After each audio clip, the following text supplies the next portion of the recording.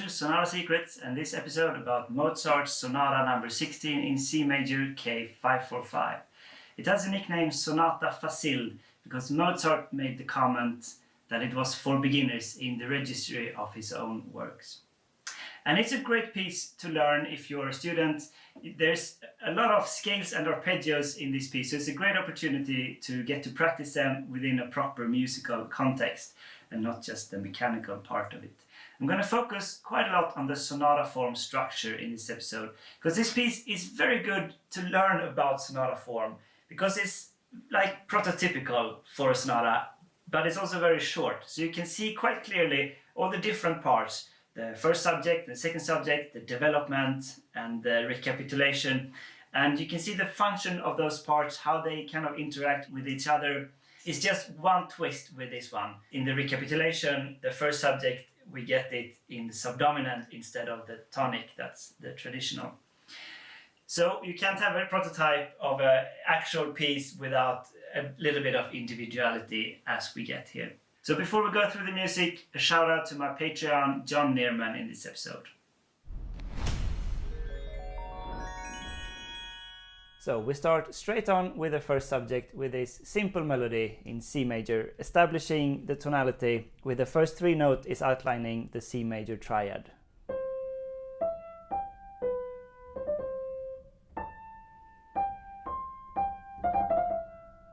And we always have this perfect balance and symmetry in Mozart. The second phrase starts with the exact same rhythm as the first phrase. It's half note and 2 quarter notes. So we recognize it immediately as belonging together. And then we have the movement going in the left hand.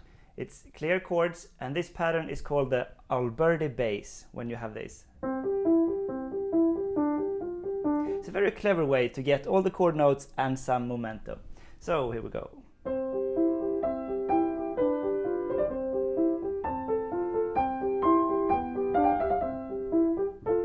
And now we get some scales immediately with this lovely sequence of scales in the right hand.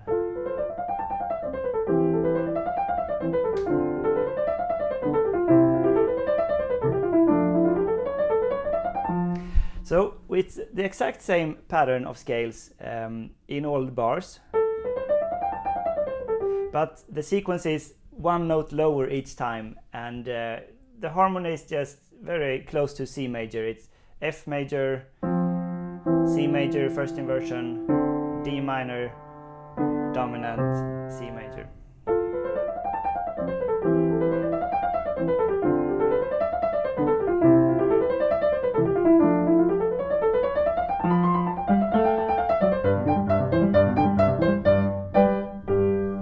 So here we're modulating to the dominant as the closing of the first subject. That's like the traditional route to take, and it's done with one note, this F sharp that comes here. We have F major, and here it's modulating with the F sharp to G major as the dominant is part of a D 7th chord. You actually have the chord notes in the right hand, and then G major. Now the second subject is coming in the dominant. We get one bar of introduction, kind of setting the scene with the 16th notes in the left hand now.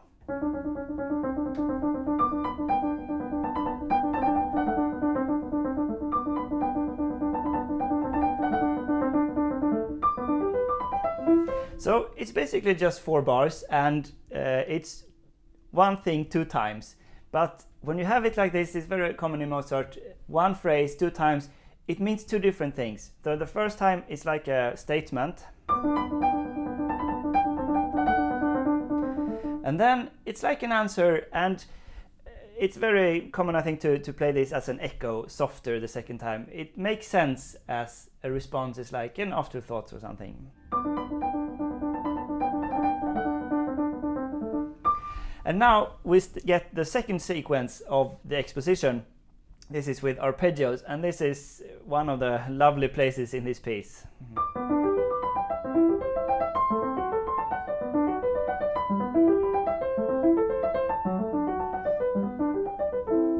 So I'm going to take this apart a little bit.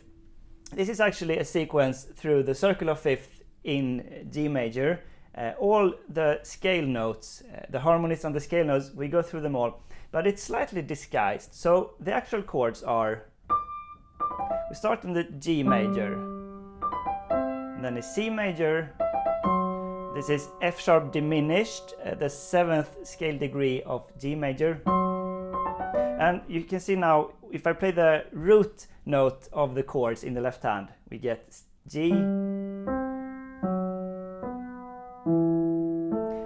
This is the circle of fifth progression. So if I play the right hand and the root note in the left hand,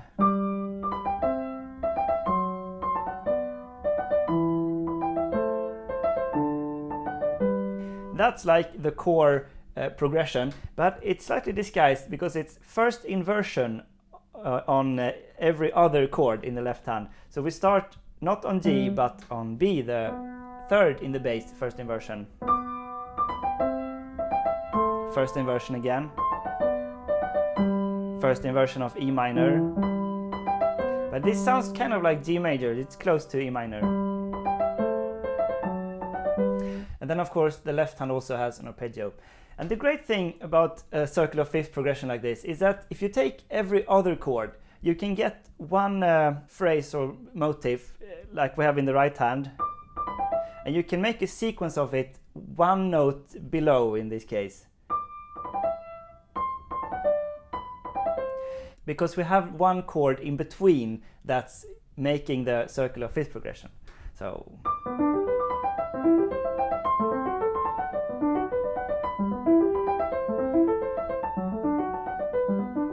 it's actually going all the way around from G major to G major. And here starts the third part of the exposition. That's kind of a closing part. And sometimes that's a separate group, a closing group, maybe a transition, or even like a third theme if it's an extended sonata form we get later in music history. But here it's grows very organically from the second subject, so I'm just calling the closing part.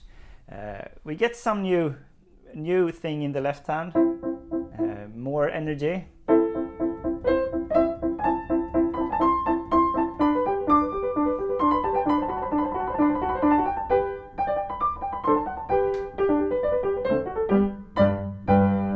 And we get this very clear cadential closing statements of this is a dominant 6/4 chord in G major. It's very signaling that this is a close, and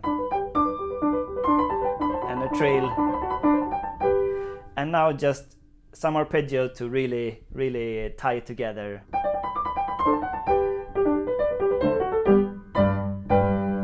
And that's a firm close of the exposition. There's a repeat, but I'm going to go on to the development now. So the development section is always kind of developing the material a little bit. And what are we going to develop? Mozart asks himself when he's composing this. I don't know, let's just take the last idea I had of these arpeggios. And let's make them in G minor. That's good. And now let's throw in the scale motif, but let's make it short, only a half bar. And throw it between the hands. And now we reach D minor. Let's just do this one more time with the arpeggio.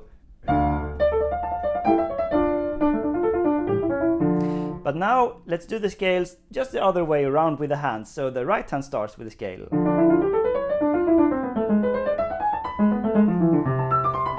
Now we really get going here. This is so amazing, this development. So now we start on this A minor. And guess what's going to come now? A long sequence of.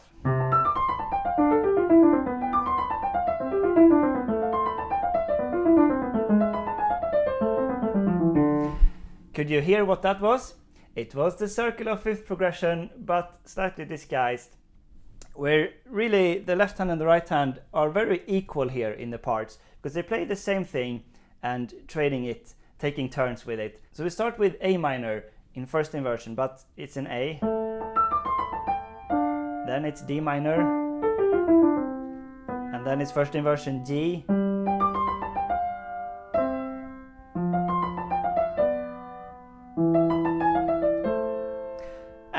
we end on A minor. So it's the same circular fifth through all the keys, but now it's A minor, so we get this lovely E dominant. That's like a harmonic minor. And then after A minor, we continue to D, and then we get this. This is a bit of a surprise with the B flat major. It's actually the Neapolitan chord, B flat major in first inversion to A minor. But this is transformed in the next chord to a C seventh, which leads to F major. And here starts the recapitulation, and this is the famous twist in this sonata. The first subject is actually repeated in the recapitulation in F major, the subdominant, and not the tonic, that's the usual. So we get this.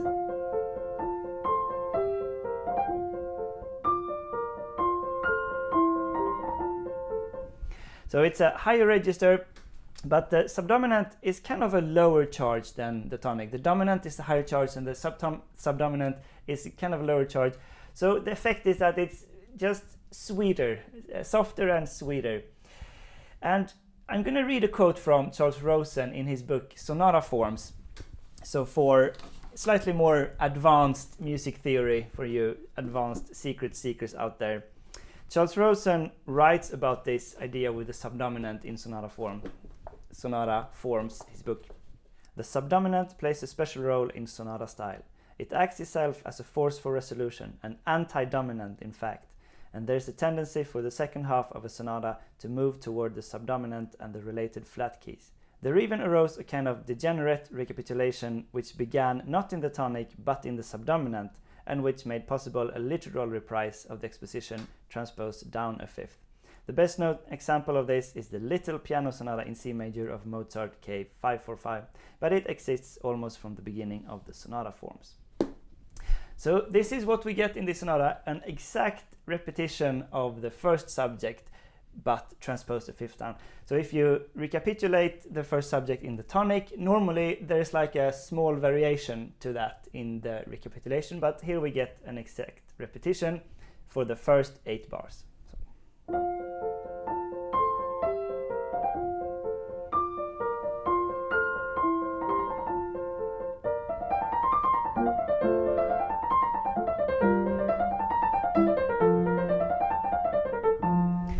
But now we're still in F major, but now we need to get to and close the exposition in G major, the dominant, or that's Mozart's plan. So here we need to add something more.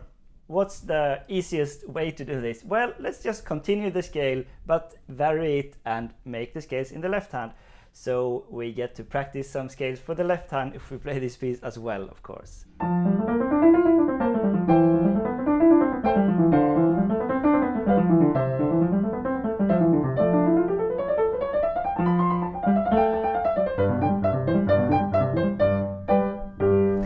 The last part of that is back to the exact repetition when we get to this.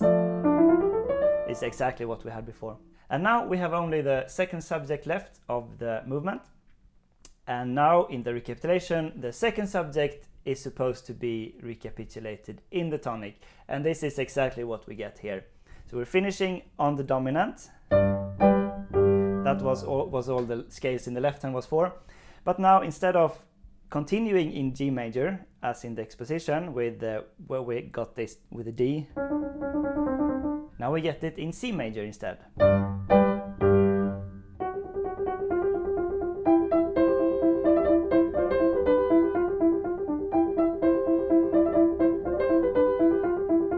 And now we get this lovely place of arpeggios in sequence, my favorite part of the movement.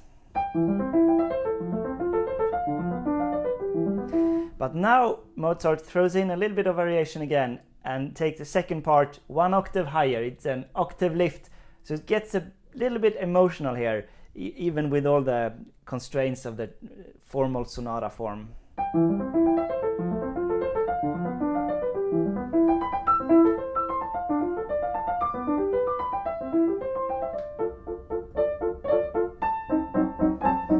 And a little bit of variation here to get to the close in C major.